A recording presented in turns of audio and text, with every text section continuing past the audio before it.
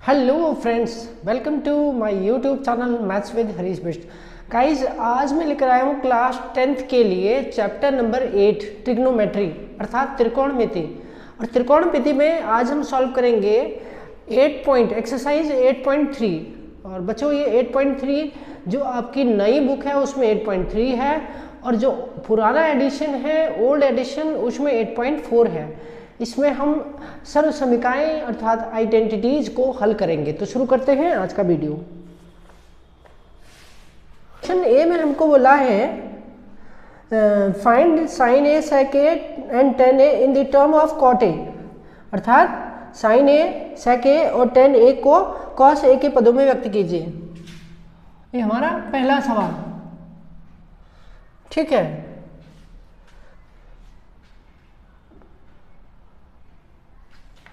Right sine A sec A and tan A in the term of cot A. बच्चों, प्रश्न समझ लीजिए। Sign A sec ए और ten ए का मान कॉट ए के पदों में ज्ञात कीजिए कहता है। तो भाई आप मतलब समझ गए होंगे कि ए जो है हमारा एंगल है, उसको लेकर के हमें ये रेशो निकालने हैं। ओके, तो आपको क्या आप क्वेश्चन पर ध्यान दीजिएगा, सॉल्यूशन किस तरह निकलेगा मैं बताता हूँ आपको। इसने बोला कि sign A sec A ten ए का मान ज्ञात कीजिए कॉट ए के पदों में। तब आप क्या करेंगे, इसके पदों में निकालने के लिए बोला है in the terms of cot A. तो आप क्या करेंगे, एज्यूम करेंगे लेट कॉट ए, कुछ नहीं एज्यूम करना, आपको कॉट ए को कॉट थीटा अपॉन 1 के फॉर्म में चेंज कर लेना है। ठीक है, आप चाहे तो ए भी ले सकते हैं, तो ए ले लेते हैं, कॉट ए अपॉन 1 ये हो गया।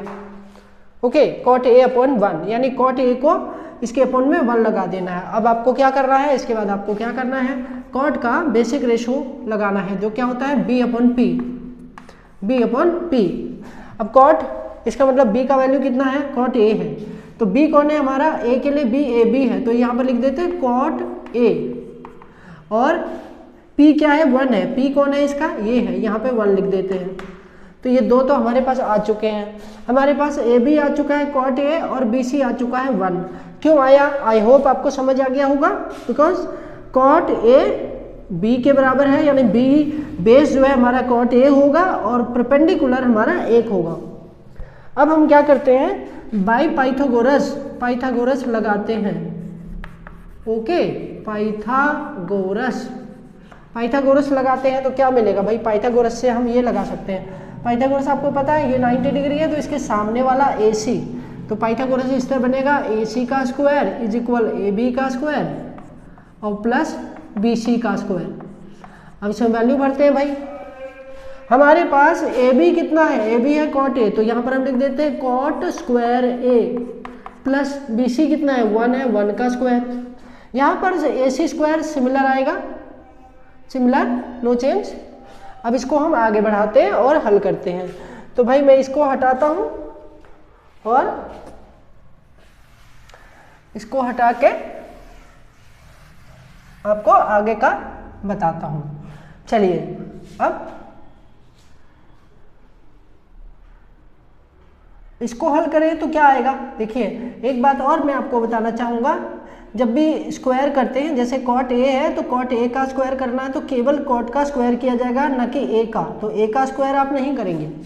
ओके, तो अब इसको हल करेंगे तो क्या आएगा, AC स्क्वायर इज इक्वल, अब ये स्क्वायर जो है इधर स्क्वायर को इधर ट्रांसपोज करते हैं तो इसका स्क्वायर इधर ले आते हैं तो इधर रूट बन जाता है, इधर रूट बन जाता है तो इधर क्या आ जाता है हमारे पास कॉट स्क्वायर ए, और प्लस में 1 का स्क्वायर क्या होता है बच्चों, 1 ही होता है। तो ये हमारा AC का वैल्यू हो गया। अब इस AC के वैल्यू को आप यहाँ लिख डालिए एज इट इज, ठीक है, कॉट स्क्वायर ए प्लस 1। ये हो गया हमारा क्या, ये हो गया AC का मान कॉट ए के पदों में, कॉट ए के पदों में in the terms of cot A. Okay, तो अब निकालते हैं हम इसके वैल्यूज। तो भाई वैल्यूज हमें किसकी निकालने के लिए पूछा है, बोला है सेक साइन ए, तो तो सबसे पहले हम साइन ए का निकालते हैं। तो साइन ए का वैल्यू हम कैसे निकालें? साइन ए का रेशो लिखते हैं जो कि होता है P अपॉन एच। अब हम देखते हैं हमारा P क्या है। भाई A के लिए हमारा P है 1, तो यहाँ पर लिखेंगे 1 अपॉन एच क्या है, ये है अंडर रूट कॉट स्क्वायर ए प्लस 1 ये। अब इसी तरह से हम निकाल सकते हैं सेक ए का मान। सेक ए क्या वैल्यू, क्या इसका रेशो होता है h upon B, h upon B. अब इसमें वैल्यू भरी है। h क्या है हमारा, h तो हमारा ये है अंडर रूट कॉट स्क्वायर ए प्लस 1 और हमारा b क्या है, b यानी बेस है कॉट ए, तो हो गया कॉट ए, ये हो गया हमारा इसका आंसर। फिर हम निकाल लेते हैं 10 ए का मान, 10 ए, तो 10 ए p अपॉन बी।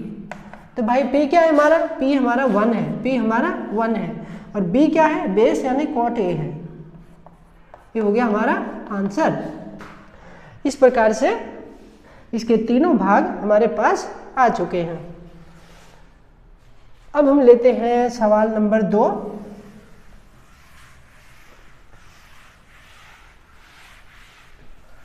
सवाल नंबर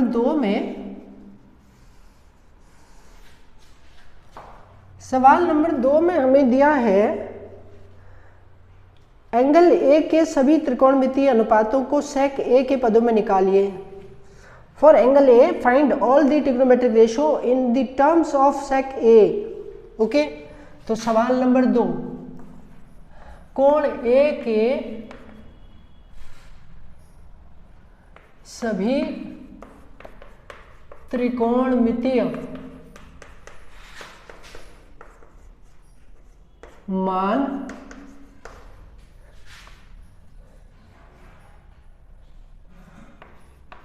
सेक ए के पदों में निकालो। ये है हमारा अगला प्रश्न।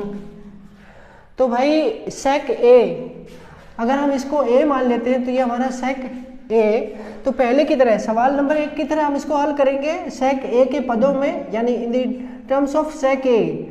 ठीक है, find all trigonometric ratio for angle A. Angle A के लिए सारे त्रिकोणमितीय मान ज्ञात करने हैं। तो क्या करना है आपको पता है, माना सेक ए बराबर सेक ए बटे में 1 ये लेना है। अब क्या करना है, सेक का रेशो लिखना है, अनुपात। सेक का अनुपात क्या होता है, h अपॉन बी, क्योंकि कॉस का उल्टा होता है। तो h कितना है हमारा, सेक ए है, तो h में लिख दो सेक ए, और b कितना है 1 है, तो b में लिख दो 1। अब हमें क्या करना है, पाइथागोरस लगाना है और BC निकालना है।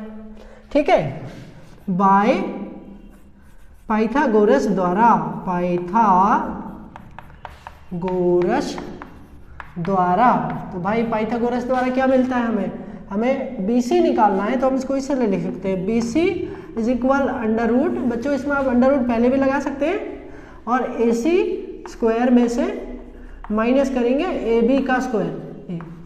इस तरह से डायरेक्टली आप निकाल सकते हैं। ये हो गया। अब AC क्या है हमारा, AC हमारा सेक, तो यह हमारा सेक A, तो हम सेक स्क्वायर A लिख देते हैं।